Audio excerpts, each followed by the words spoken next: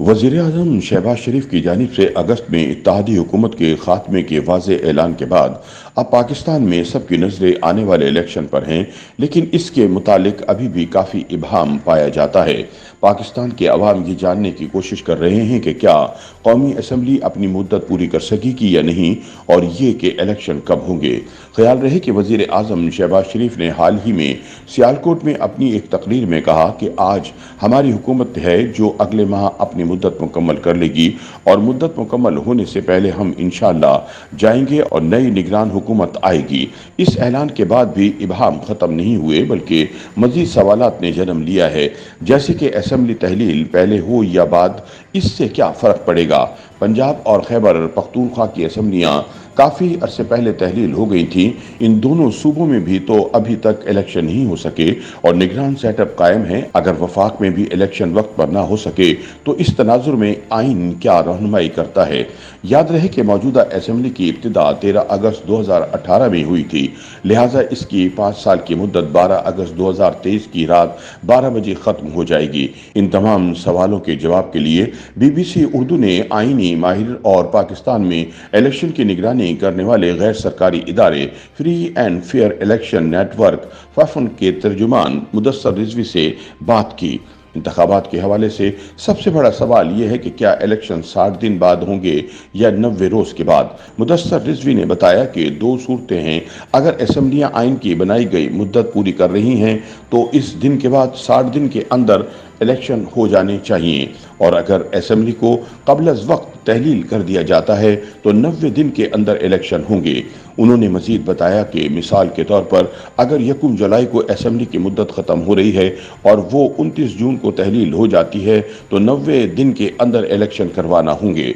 जब मुदस्सर रिजवी से पूछा कि मुख्तलिफ दौरानिए मुख्तस करने का क्या मकसद है, तो उन्होंने बताया कि असम्बली की तहलील की तारीख के बारे में इलेक्शन कमीशन को पहले से पता होता है और इसके लिए उन्होंने तैयारी कर रखी होती है। लेकिन अगर एक दम से ये फैसला सामने आता है कि असम्बलियां तहलील हो रही हैं, ऐसी सूरत में इलेक्शन कमीशन इंतखाबात के लिए तैयार नहीं होता, लिहाजा इन्हें मजीद वक्त दरकार होता है।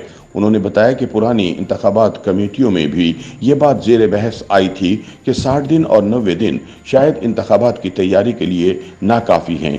एक ये तजवीज़ भी दी गई थी कि 120 दिन की मुद्दत रखनी चाहिए, लेकिन इस पर इत्तफाक नहीं हो सका। मुदस्सर रिजवी कहते हैं कि शायद इस पर दोबारा गौर करना चाहिए कि इलेक्शन करवाने में कितना वक्त चाहिए होता है, क्योंकि जितना बड़ा हमारा मुल्क है यहाँ एक इलेक्शन नहीं होता। एक दिन में कौमी और सूबाई हल्के मिलाकर 800 या 850 इलेक्शन होते हैं, जिसके लिए तकरीबन 10 लाख के करीब अमला चाहिए होता है। इलेक्शन के ऐलान से मुतालिक सवाल का जवाब देते हुए मुदस्सर रिजवी ने बताया कि इलेक्शन के कानून में हालिया तरमीम के बाद इंतखाबात की तारीख का ऐलान इलेक्शन कमीशन करेगा।